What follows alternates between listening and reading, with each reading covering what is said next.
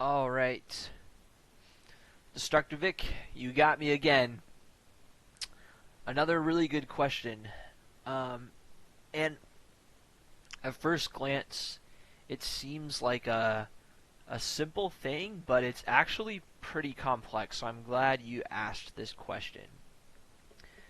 So going through the Joy of Vex lessons, I think this is lesson number 8, and it's the lesson where they introduce the topic of noise, and this can be really useful for lots of reasons. Noise is super great because it just tends to add a lot of variation to whatever you're trying to do.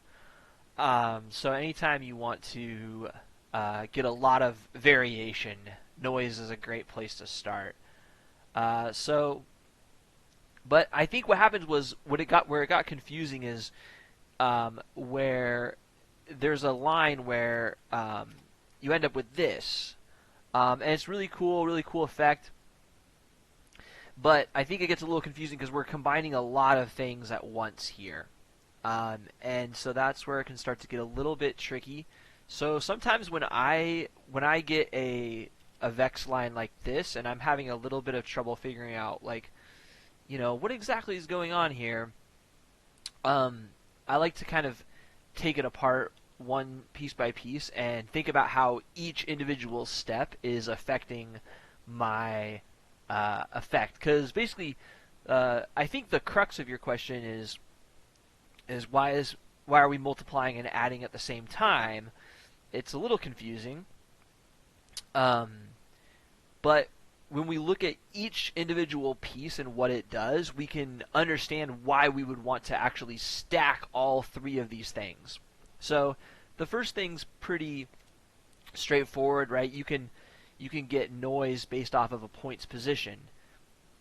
So again, every single point here has its own position, and I'm doing the cardinal sin of working in Houdini, which is to not have the geometry spreadsheet open.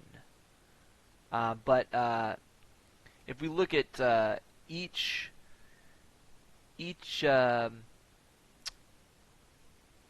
each point has a different position vector, basically x, y, and z, and if we introduce some noise based off of the position, what the noise function does, let's actually look it up. I'm always I'm always a big believer in going to the documentation and seeing if there's anything in here. So, NoiseVex function. So there are two forms of Perlin-style noise: a non-periodic noise which changes randomly throughout n-dimensional space, and a periodic form which repeats over a given range of space. So let's see here. So here we go. So it looks like there's two different versions of it. You can give it a float or a vector, similar to kind of those overloaded functions we talked about in the last topic, where noise will be smart enough to know, oh, you gave me a float, okay, I'll use my float version of my function. Or, oh, you gave me a vector, okay, fine, I can give you a a I'll give you the vector version of it. And so it looks like we would be using this version of it, where we have a position vector, and we want a vector to come out, because if we look at our expression here, we have at CD, which is a vector. It's a little tricky. Sometimes I forget that color is a vector, but the way you can tell is because if you look at the attribute in your spreadsheet, you see that color has a R, G, and B channel, so it has three components. So vectors are going to have multiple components. That's what's so cool about them. Whereas like a float, right, you only have one.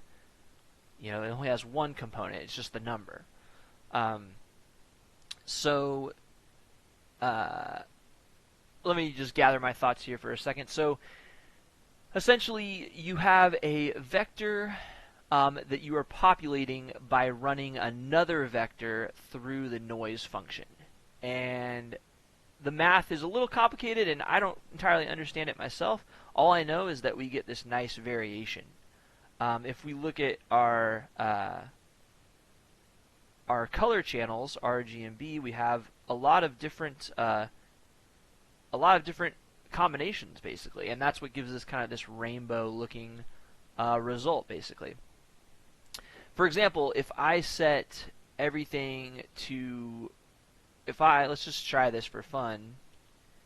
If I did @cd is equal to random based on your position,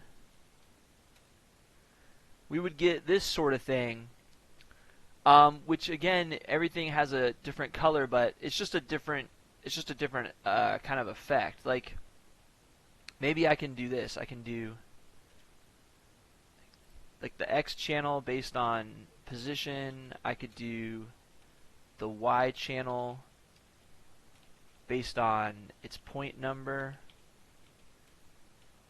and maybe the Z channel is going to be random based off of, what else could we do? We could do @ptnum divided by num endpoints.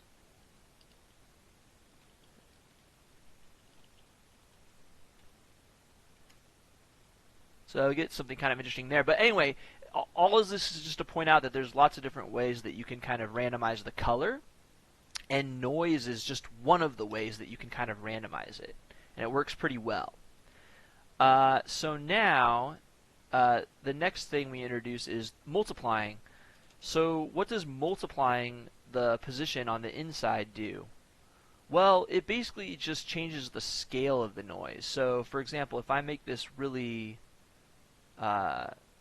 small, you see how these different blobs of color kind of get bigger and bigger, until all of a sudden here, these blobs of color are huge.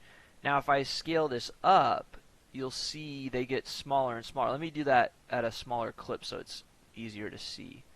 So the blobs of color get smaller and smaller and smaller, and I'm kind of just scaling how large those blobs are. So that could be useful when you're planning your effect, because maybe you want a lot of little variations all over the surface. You might want to turn the scale up like this. But if you want to have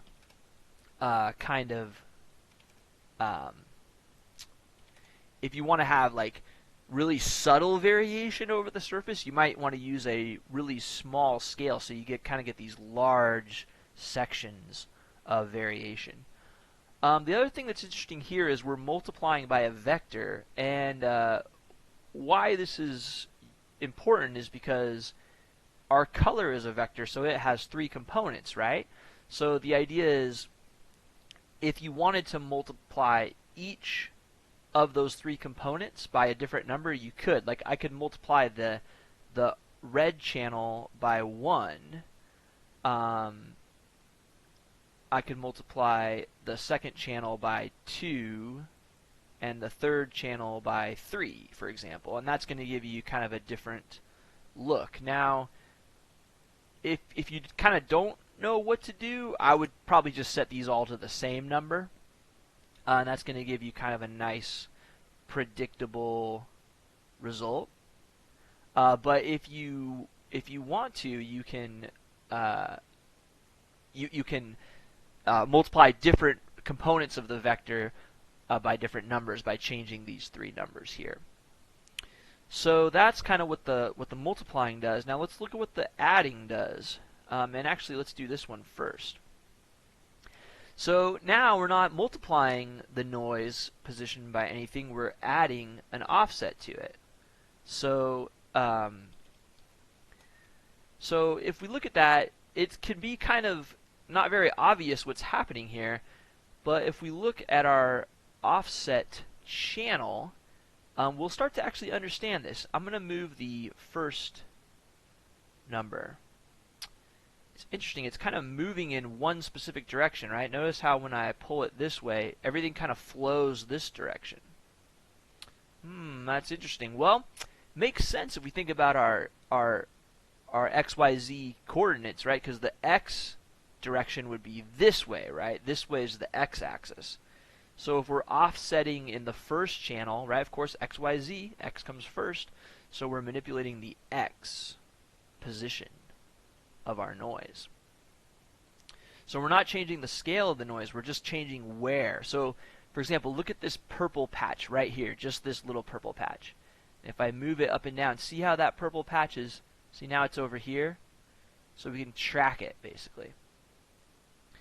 And then we could, of course, what do you think is going to happen if we change the Y offset? It's probably going to move up and down, right? And sure enough, it is. That's a little bit confusing what's happening.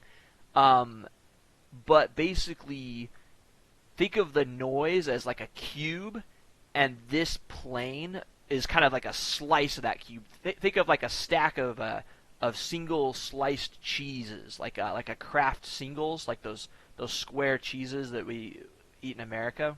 And it's kind of just changing which slice of cheese you're taking.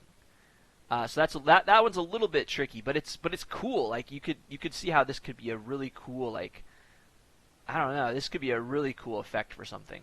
I could definitely see using this. And then the offset on the Z, of course, the Z axis is this going this way. So if we offset that kind of moves it in that direction, and then we could flow downstream doing this. So notice the difference between plus and multiply, right? So that was plus. Let me go back to multiply to kind of illustrate this. Here we're changing the multiply. Oh, I should have done all of them at once. There we go. We're changing the multiply. Two very different things. So now the idea is you might want to combine these two things in the same effect, right? You might want to be able to change the scale and change the position. So that's why we're multiplying and adding, because they're two separate ways to change this effect. And we want to have both of them going on at the same time. So that's kind of the main reason. Now the other part that's a little bit confusing is this plus at time thing. Well, remember what the plus does. We already realized that what the plus does is it kind of moves it around. So for example, if I do at p.x plus time, or let's do this actually. That's actually not going to work how I thought it would. Let's see here. I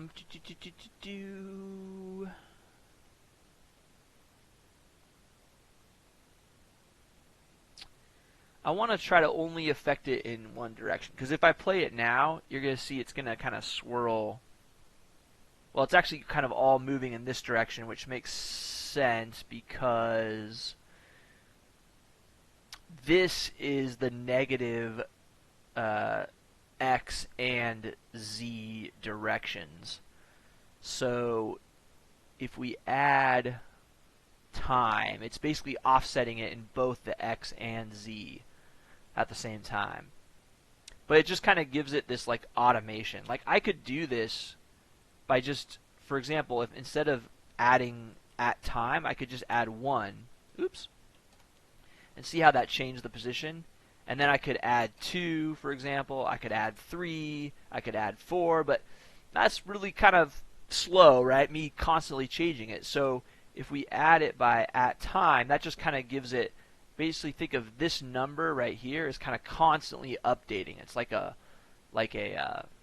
score reel on a pin or like think of it as like a clock, right? Where the clock, like an old analog clock, where the numbers are kind of changing. So it just kind of gives us a nice steady change without having to like program anything. Like I don't have to hand animate anything, which is kind of nice because I can just hit play and I can let it run.